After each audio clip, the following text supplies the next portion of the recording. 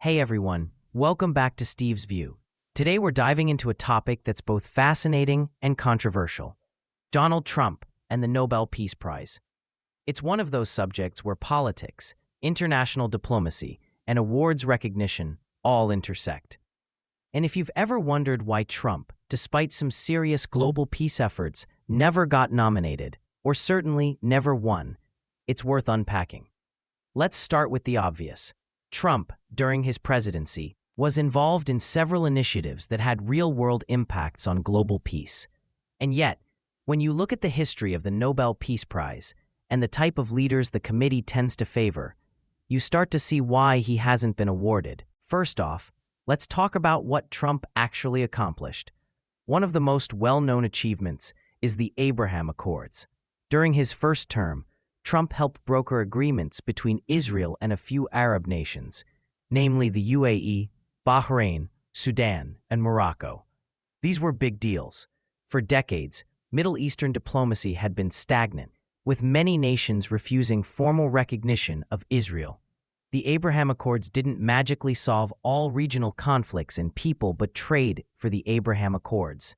But they established formal diplomatic and economic ties, reducing the risk of direct military clashes. Then there was Trump's involvement in Armenia and Azerbaijan's peace negotiations. That conflict has deep historical roots, and the fighting has caused immense civilian suffering over the years. While the situation remains complex, Trump's administration facilitated temporary ceasefires, creating windows of calm that allowed civilians some respite. More recently, you might have heard about the Israel-Hamas ceasefire. Under this agreement, Hamas had a 72-hour window to release hostages and return the bodies of victims, while Israeli forces withdrew to predetermined positions. Even though Israel still holds some territory in Gaza, the deal prevented a full-scale escalation. For people on the ground, that's meaningful. It literally saved lives. Trump also made attempts to mediate the Russia-Ukraine conflict. Sure, no deal came to fruition, but he actively engaged in the process, pushing both sides toward dialogue. That's significant because global conflicts often drag on for decades, and having a leader willing to try, even if it doesn't work out, is rare. So, from a purely results-oriented perspective, these are tangible attempts at fostering peace. But here's the catch.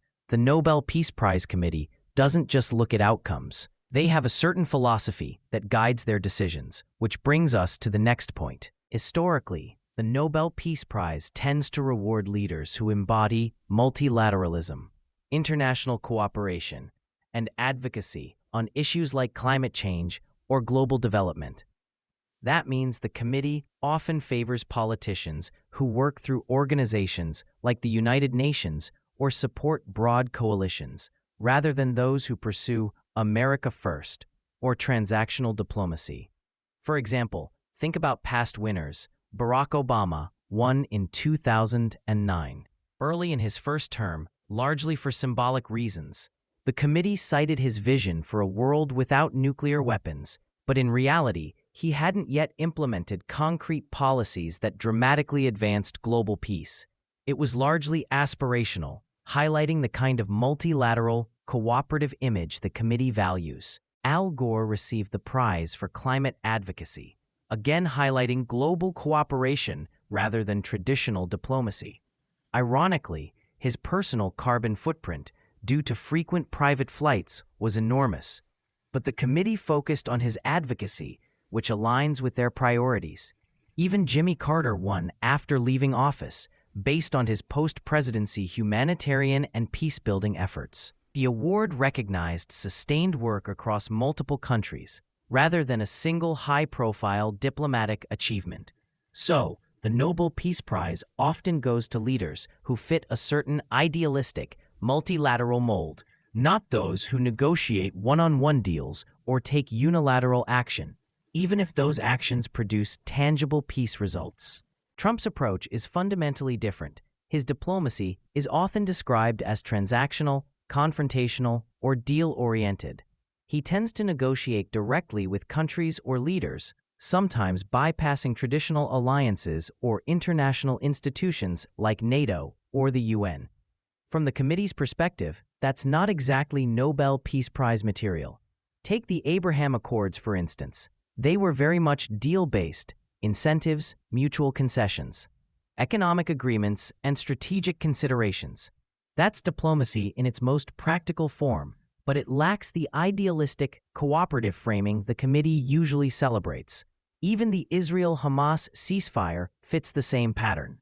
It's pragmatic, time-limited agreements, careful troop withdrawals, hostage negotiations. Life-saving? Absolutely. Idealistic or multilateral? Not really. And that matters when you're being considered for a prize that often celebrates vision and symbolism as much as results. Moreover, Trump's approach sometimes strains alliances, whether it's criticizing NATO members for not spending enough on defense, pulling out of multinational agreements, or prioritizing U.S. economic interests in trade negotiations. His America First style can seem antithetical to the globalist vision the Nobel Committee favors.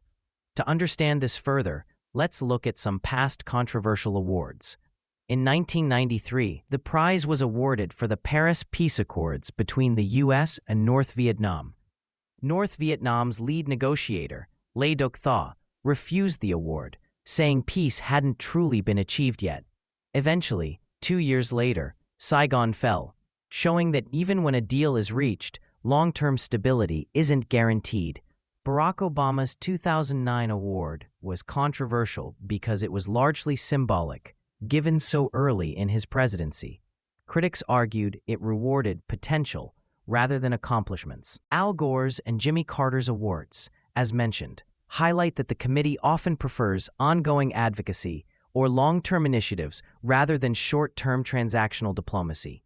When you put this together, you can see why Trump, despite arguably producing several significant peace agreements, never got the Nobel. His victories are practical and transactional, but the committee prizes idealism, multilateral cooperation, and visionary leadership. That said, from a purely results-based perspective, Trump's record is impressive. The Abraham Accords alone represent a historic shift in Middle Eastern diplomacy. Temporary ceasefires in Gaza or Armenia, Azerbaijan, attempts at Russia-Ukraine peace talks, and other behind-the-scenes negotiations all point to a leader actively trying to reduce conflict. Supporters argue that if other world leaders had achieved even one of these milestones, they would have been frontrunners for the Nobel Peace Prize. Trump achieved several. Yet, because his methods clash with the committee's preferred style, he's overlooked. Interestingly, the recent award to Venezuelan opposition leader Maria Machado shows the political dimensions of the prize. While Machado's work in promoting democracy is important, critics point out that the award is largely symbolic within Venezuela's internal politics, whereas Trump's actions affected multiple countries and regional stability. So what do we take from all of this? 1. The Nobel Peace Prize isn't purely merit-based.